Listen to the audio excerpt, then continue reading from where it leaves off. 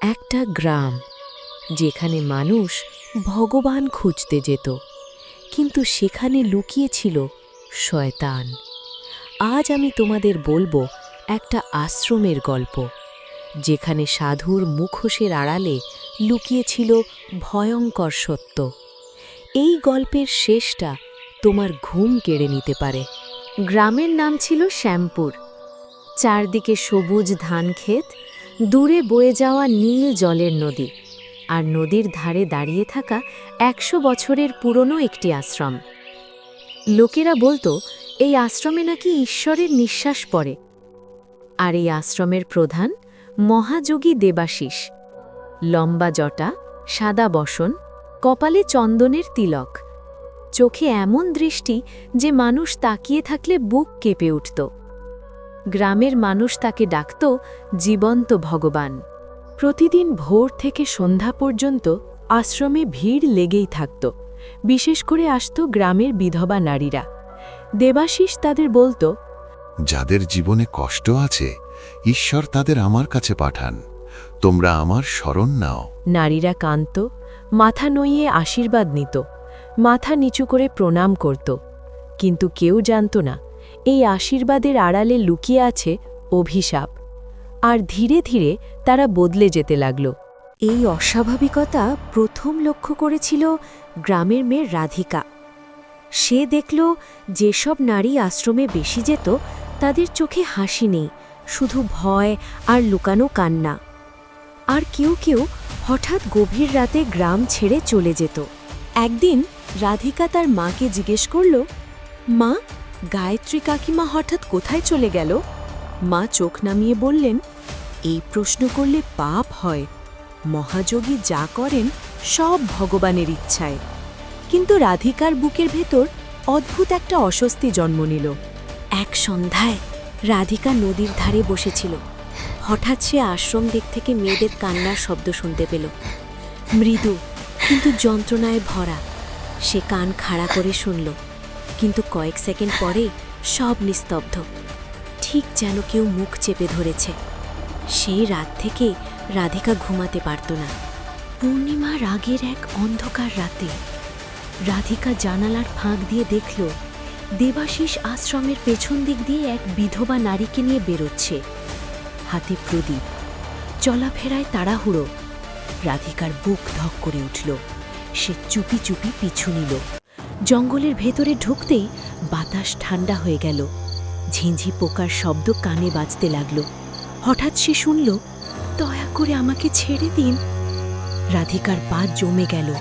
ঝোপের আড়াল থেকে সে যা দেখল তা তার জীবনের সবচেয়ে ভয়ঙ্কর দৃশ্য। দেবাশিস ঈশ্বরের নাম নিয়ে নারীদের ভয় দেখাচ্ছে, বলছে, তুমি যদি আমার কথা না মানো, তোমার আত্মা নরকে যাবে। তারপর তাদের দুর্বলতা কাজে লাগাচ্ছে। রাধিকার চোখে জল চলে এলো, হাত কাঁপতে লাগলো। সে ফিসফিস করে বলল, এই মানুষটা সাধু না, এটা দানব। পরদিন সকালেই রাধিকা গ্রামে সব বলতে গেল, কিন্তু কেউ বিশ্বাস করল না। এক বুড়ো চিৎকার করে বলল, তুই শয়তানের মেয়ে, ভগবানের বিরুদ্ধে কথা বলছিস। গ্রামের মোড়ল লাঠি ঠুকে বলল, আজ সন্ধ্যার আগে গ্রাম ছেড়ে চলে যা। রাধিকার চোখ অন্ধকার হয়ে গেল। সত্য বলার শাস্তি এত ভয়ঙ্কর। সেই দিন রাতে বাইরে ঝড় বইছে, বাতাসে কাঁপছে কুপি বাতি। হঠাৎ ঠক ঠক ঠক দরজায় শব্দ। রাধিকা দরজা খুলতেই সামনে দাঁড়িয়ে দেবাশিস। চোখে আর সাধুর ছায়া নেই, কণ্ঠ ঠান্ডা কিন্তু ভেতরে আগুন।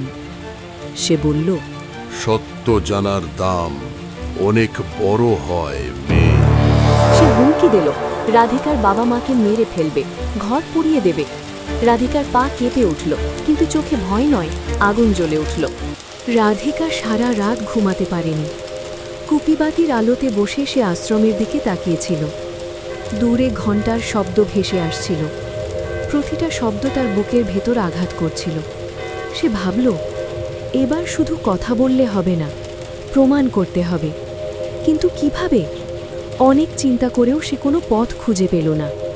হঠাৎ তার মাথায় একটা বুদ্ধি খেলে গেল। সে ভাবল, ও অন্ধকারে কাজ করে, তাই আমাকে তাকে আলোয় টেনে আনতে হবে, মানুষের সামনে, যেখানে পালানোর রাস্তা থাকবে না। তার চোখে তখন ঘুম নয়, আগুন ঝরে পড়ল। এরপর আর একটা পূর্ণিমার রাত এলো। আকাশে থালার মতো বড় চাঁদ। আশ্রম আলোয় ভরে উঠেছে।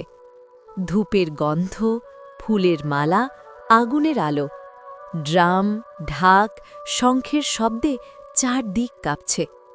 পুরো শ্যামপুর ভিড় করে এসেছে। সবাই ভগবানের নামে জয়ধ্বনি দিচ্ছে। কিন্তু এই ভিড়ের মাঝখানে দাঁড়িয়ে রাধিকার বুক ধুকপুক করছিল। তার হাত ঠান্ডা হয়ে গেছে, কিন্তু পা এগোচ্ছে। সে ধীরে ধীরে ভিড় চিরে সামনে গেল, আর হঠাৎ সবার সামনে চিৎকার করে বলল, মহাযোগী দেবাশিস, আজ আমি আশীর্বাদ চাই, কিন্তু একান্তে। এক মুহূর্তে সব শব্দ থেমে গেল। ঢাক থামল, শঙ্খ থামল, শুধু বাতাসে ধূপধুনার ধোঁয়া ঘুরতে লাগল। দেবাশিসের চোখে 1 সেকেন্ডের জন্য আতঙ্ক ঝলকে উঠল, কিন্তু সে দ্রুত মুখে সাধুর হাসি দিয়ে আতঙ্ক চাপল। সে বলল, মা, ভগবানের কাজ একান্তেই হয়। লোকজন ফিসফিস করতে লাগল, আর সে রাধিকাকে পিছনের ঘরের দিকে নিয়ে গেল। ঘরের ভেতরে ঢুকতেই দরজা বন্ধ হল। ঘরের ভেতর লণ্ঠনের আলো কাঁপছিল। দেবাশিসের গলা বদলে গেল। তুই গ্রামে আমার নামে অপবাদ ছড়িয়েছিস, আজ তোকে শিক্ষা দেব আমি। রাধিকার বুক কাঁপছিল। সে কাঁদার অভিনয় করল, হাত জোর করে মাটিতে বসে পড়ল, বলল, বাবা, ভুল হয়ে গেছে, আমাকে বাঁচান। দেবাশিস কাছে এলো। ঠিক সেই মুহূর্তেই রাধিকা আচমকা লাফ দিয়ে উঠে দাঁড়াল। সে ছুটল দেয়ালের পাশে ঝুলে থাকা আশ্রমের প্রধান ঘণ্টার দড়িটার দিকে। রাধিকা সমস্ত শক্তি দিয়ে দড়িতে টান দিল। ঢং ঢং ঢং, ঘণ্টার শব্দ যেন বজ্রপাতের মতো ফেটে পড়ল। একটা নয়, একটার পর একটা। লোকজন দৌড়ে এলো, দরজা ধাক্কা দিয়ে খুলে ফেলল। আর সেই মুহূর্তে সবাই নিজের চোখে দেখল, এক সাধু নয়, এক হিংস্র মানুষ একটা মেয়ের শাড়ি ধরে টানছে, ভয় দেখাচ্ছে। 1 সেকেন্ডের জন্য পুরো আশ্রম নিস্তব্ধ।